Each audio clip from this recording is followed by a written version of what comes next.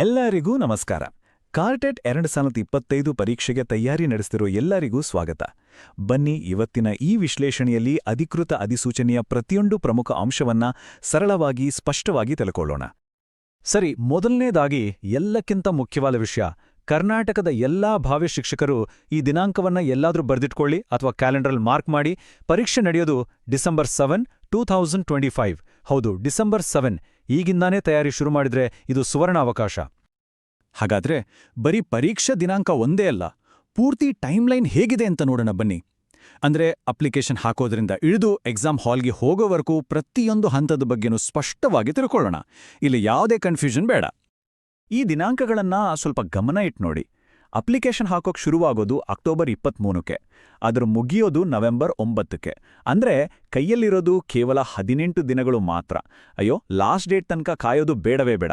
ಆಮೇಲೆ hall ticket download ಮಾಡ್ಕೊಳ್ಳೋಕೆ December 1ರಿಂದ ಅವಕಾಶ ಇರುತ್ತೆ. ಸರಿ, ದಿನಾಂಕಗಳೆಲ್ಲ ಗೊತ್ತಾಯ್ತು. ಈಗ ಪರೀಕ್ಷೆಯ ಅಸ್ಲಿ ಆಟಕ್ಕೆ ಬರೋಣ.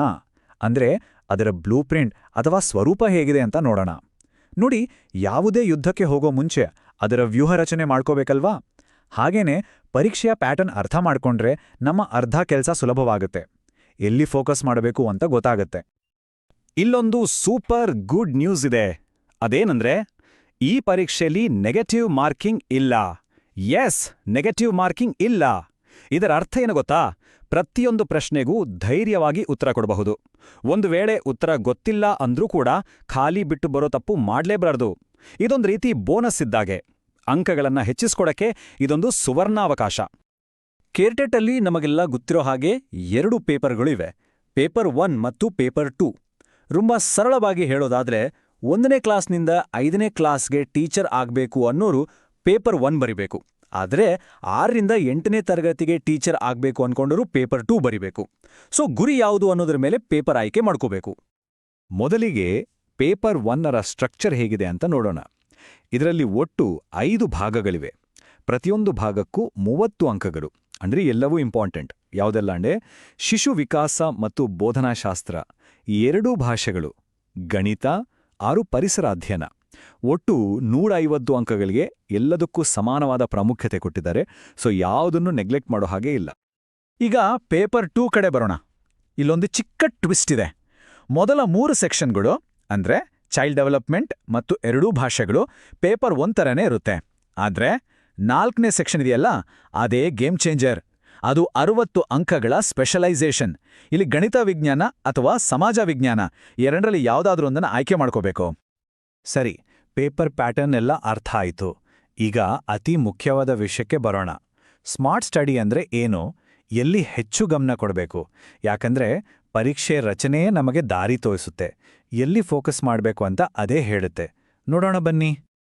ನೋಡಿ, ಒಂದು ಮಾತಿದೆ, ಶಕ್ತಿಯನ್ನ ಸರಿಯಾದ ಕಡೆ ಹಾಕಿದ್ರೆ ಮಾತ್ರ ಯಶಸ್ಸು ಸಿಗೋದು ಅಂತ. ಕಾಂಪಿಟೇಟಿವ್ ಎಕ್ಸಾಮ್ ವಿಷಯದಲ್ಲೂ ಇದು 100ಕ್ಕೆ 100 ಸತ್ಯ. ಅಂದ್ರೆ ಯಾವ ಸಬ್ಜೆಕ್ಟ್ ಜಾಸ್ತಿ ಅಂಕ ತಂದುಕೊಡುತ್ತೋ ಅದರ ಮೇಲೆ ಹೆಚ್ಚು ಫೋಕಸ್ ಮಾಡಬೇಕು. ಈಗ ನೋಡಿ, ಗಣಿತ ಹಾಗೂ ವಿಜ್ಞಾನ ಆಯ್ಕೆ ಮಾಡ್ಕೊಂಡಿರೋರ್ಗೆ ಹೇಳ್ತಾ ಇದ್ದೀನಿ. ಒಟ್ಟು 150 ಅಂಕಗಳಲ್ಲಿ ಬರೋಬ್ಬರಿ 60 ಅಂಕಗಳು ಅಂದ್ರೆ ಪೂರ್ತಿ ಪೇಪರ್ನ 40% ಕೇವಲ ಗಣಿತ ವಿಜ್ಞಾನ ವಿಭಾಗದಿಂದನೇ ಬರುತ್ತೆ. ಇದಕ್ಕಿಂತ ದೊಡ್ಡ ಕ್ಲೂ ಬೇಕಾ ಎಲ್ಲಿ ಫೋಕಸ್ ಮಾಡಬೇಕು ಅಂತ? ಇದರ ಅರ್ಥ, ಓದೋ ಸಮಯದಲ್ಲಿ ಸಿಂಹಪಾಲನ ಈ ಒಂದೇ ಸೆಕ್ಷನ್ಗೆ ಕೊಡೋದು ತುಂಬಾನೇ ಬುದ್ಧಿವಂತಿಕೆಯ ಕೆಲಸ. ಇದೇ ರೀತಿ ಸಮಾಜ ವಿಜ್ಞಾನ ಆಯ್ಕೆ ಮಾಡ್ಕೊಂಡವ್ರಿಗೂ ಅಷ್ಟೇ. ಅವ್ರಿಗೂ ಕೂಡ ಸೋಷಿಯಲ್ ಸೈನ್ಸ್ ವಿಭಾಗದಿಂದನೇ 60 ಅಂಕಗಳು ಬರುತ್ತೆ. ಸೊ ಒಟ್ನಲ್ಲಿ ಹೇಳೋದಾದ್ರೆ, ಆಯ್ಕೆ ಮಾಡ್ಕೊಂಡ ವಿಷಯದಲ್ಲಿ ಪಕ್ಕಾ ಆಗೋದು ಗೆಲುವಿಗೆ ಬಹಳ ಮುಖ್ಯ. ಓಕೆ, ಎಕ್ಸಾಮ್ ಬಗ್ಗೆ, ಸ್ಟಡಿ ಪ್ಲಾನ್ ಬಗ್ಗೆ ಎಲ್ಲ ಮಾತಾಡಿದ್ವಿ. ಈಗ ಕೊನೆಯ ಆದ್ರೆ ತುಂಬಾನೇ ಪ್ರಾಕ್ಟಿಕಲ್ ಆದ ವಿಷಯಕ್ಕೆ ಬರೋಣ. ಅದೇನಂದ್ರೆ ಅಪ್ಲಿಕೇಶನ್ ಹಾಕೋದು. ಇದನ್ನ ಸರಿಯಾಗಿ ಮತ್ತು ಟೈಮಿಗೆ ಸರಿಯಾಗಿ ಮಾಡೋದು ಹೇಗೆ ನೋಡೋಣ. ಕೊನೆ ಘಳಿಗೆಯಲ್ಲಿ ಟೆನ್ಷನ್ ಆಗೋದು ಬೇಡ ಅಂದ್ರೆ ಈ 4 ಸಿಂಪಲ್ ಸ್ಟೆಪ್ಸ್ನ ಒಂದು ಚೆಕ್ಲಿಸ್ಟ್ ತರ ಫಾಲೋ ಮಾಡಿ. ಸ್ಟೆಪ್ 1, ಅಫಿಷಿಯಲ್ ವೆಬ್ಸೈಟ್ schooleducation.karnataka.gov.in ಹೋಗಿ ರಿಜಿಸ್ಟರ್ ಮಾಡ್ಕೊಳ್ಳಿ. ಸ್ಟೆಪ್ 2, ಆನ್ಲೈನ್ ಅಪ್ಲಿಕೇಶನ್ ಫಾರ್ಮ್ನ ಪೂರ್ತಿಯಾಗಿ ತುಂಬಿ. ಸ್ಟೆಪ್ 3, ಆನ್ಲೈನ್ ಮೂಲಕಲೇ ಫೀಸ್ ಪೇ ಮಾಡಿ.